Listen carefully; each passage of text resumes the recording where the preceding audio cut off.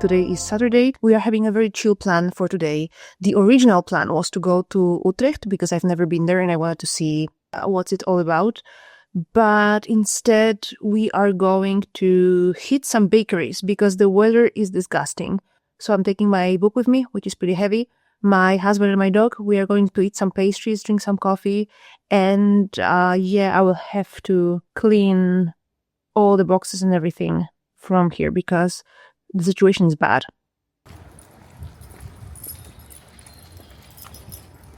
Okay, let me give you some context for this messy video. For many different reasons, life got so busy and so agitated that all the footage you see in this video actually comes from June, right after we got back. But as June in Amsterdam gives off autumn vibes already, it still goes perfectly with the early autumn atmosphere. I just spoke to you from a corner of my kitchen because there are boxes everywhere as since we got back. I've been trying to find comfortable shoes for myself and so far it's not happening. And to explain the Utrecht thing, I've been wanting to go there for some time now to see Gerrit Rietveld's architecture.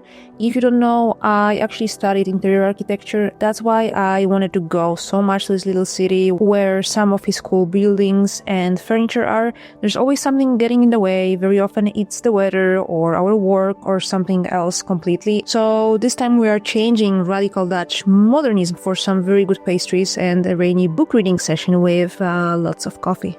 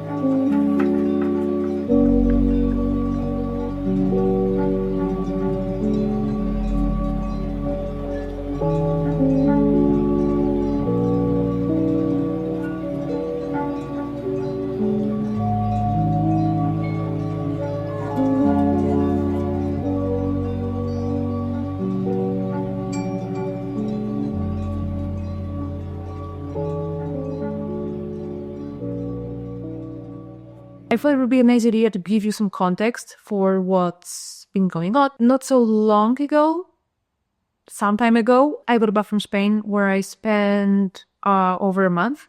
One of many reasons why we went there and we stayed more than we usually do was because I needed some reset time. Even though I love my job, you know, those very naive people who talk about their job for pleasure or just because they think it's a great conversational topic.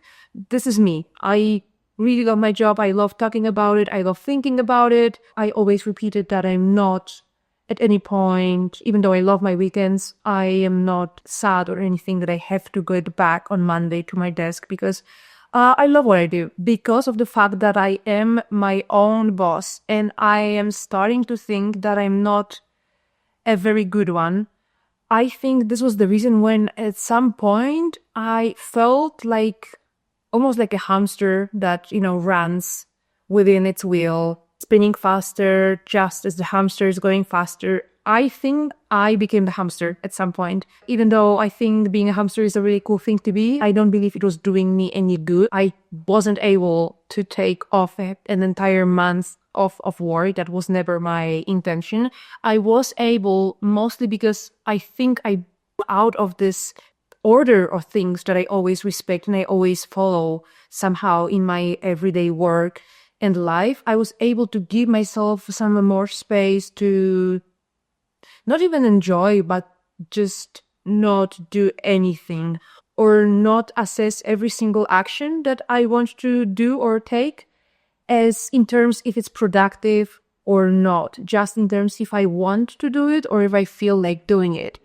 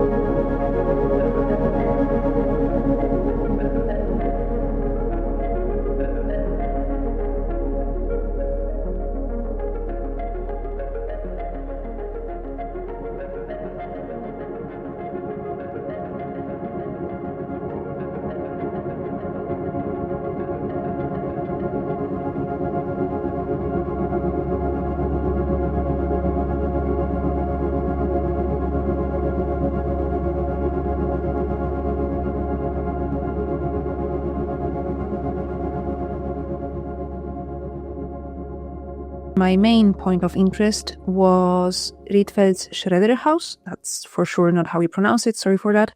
I googled the opening hours and there was 1 hour left till closing. We were 40 minutes away from it, so we left the Moomins, the pastries and the coffees behind and switched on turbo mode. It's sort of an iconic building, but I was convinced it's quite a niche thing, as it's not your typical monument or tourist attraction to visit, but apparently it was an open day, and as you didn't have to pay for the entrance, everyone became an architecture lover and decided to experience it firsthand. According to what I was told, people who managed this building only let inside a limited number of visitors, and they didn't let me enter, so I left defeated and I was a bit sad. What we did instead as a consolation prize was to go to a less revolutionary model home by the same architect. The man who worked there was super nice and let us take Lupe inside so that she also got a chance to visit it. For those of you who aren't really interested in modern architecture, we are off to the most beautiful bookstore in a second.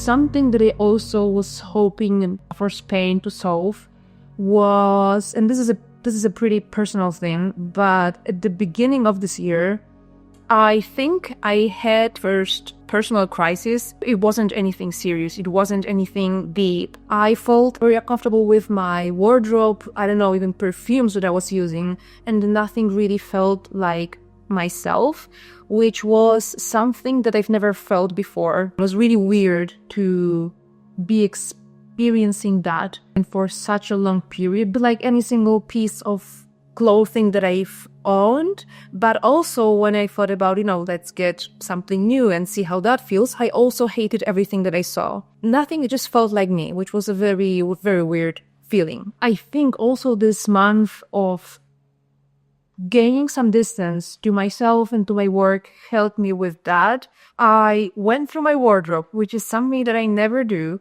and I selected, I think, half of my clothes to either sell or donate. I take a really good care of my clothes, which means clothes last me for a very long time.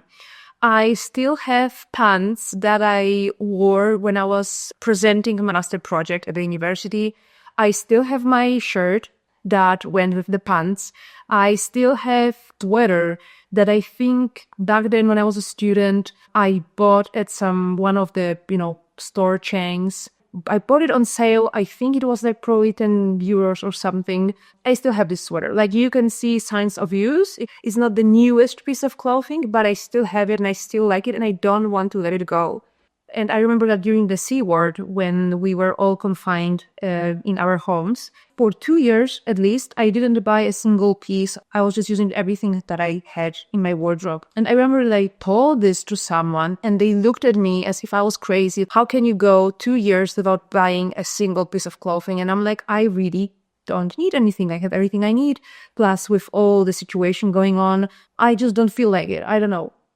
There was no need for it. But also the way in which I saw my own wardrobe was like this giant mix of all the pieces that I collected throughout the years. So I had sweaters that are 15 years old, shirts that are maybe 5 years old, and I never really thought about retiring a piece until it literally breaks apart. And I simply always thought that if I have so many pieces in my wardrobe, I will always have a lot of combinations and a lot of ways to use them together, which I still think is a pretty good idea. But at some point I felt like all the pieces, they belong to a different past or to a different version of me, and they do not go together anymore. And I decided to look closer at my wardrobe and at all my clothes and just donate or sell a big chunk of it, make space for new things.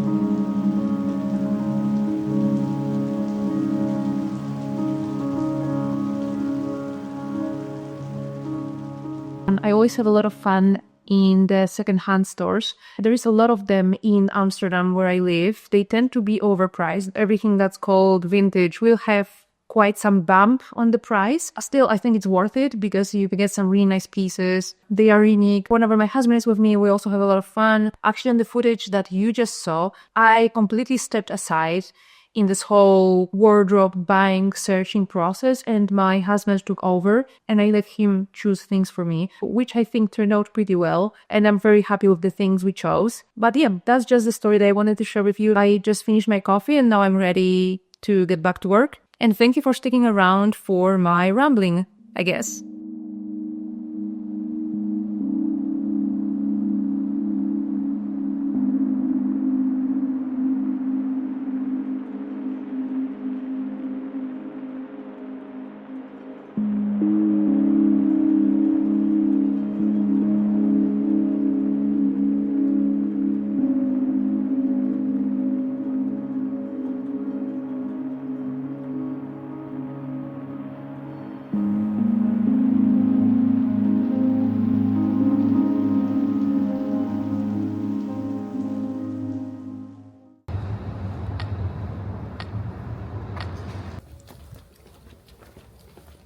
Okay, this is something really random that I just had to show you because I love noticing things like this. So basically, I think what we witnessed on our walk was a heist. We've got Heron, who's clearly the mastermind here, and two crows working hard to untie the ropes and steal the boat. That's not something you see every day.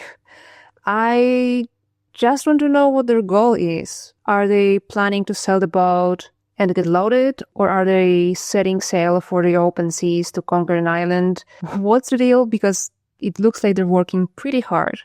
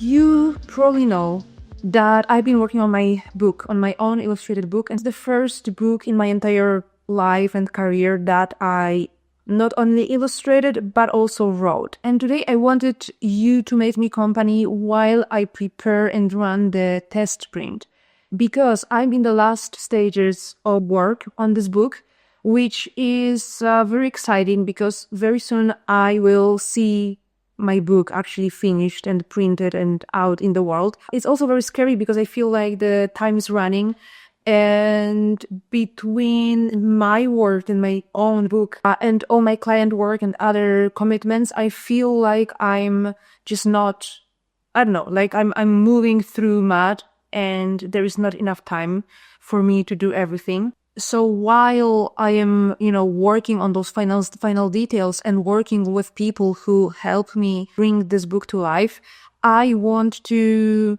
make sure that everything I could have done on my side is done, because the book is monochrome, which is not something that happens a lot in publishing in general.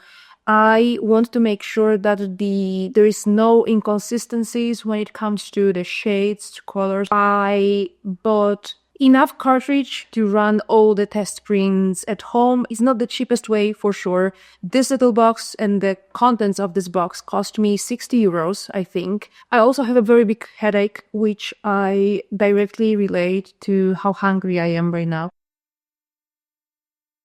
I am right now making a test of a test. I am using my best paper, which you might remember is the Staples one. They don't seem to be selling it anymore. It has a little defect so that the corners are folded slightly. It doesn't bother me at all. It's just, for my own personal test.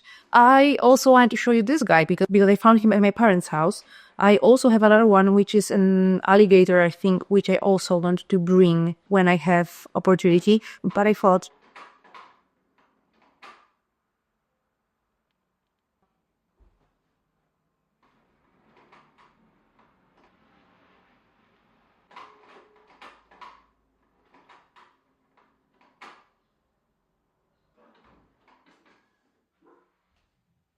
I see that there is some connection problems between my computer and between the printer. Basically, the printer is just serving me blank. pieces of paper. I love those little guys, and I thought that I could make him into a keychain because I don't have one. So probably we're gonna run some small lobotomy here while I work on fixing the connection and the printer-computer relationship.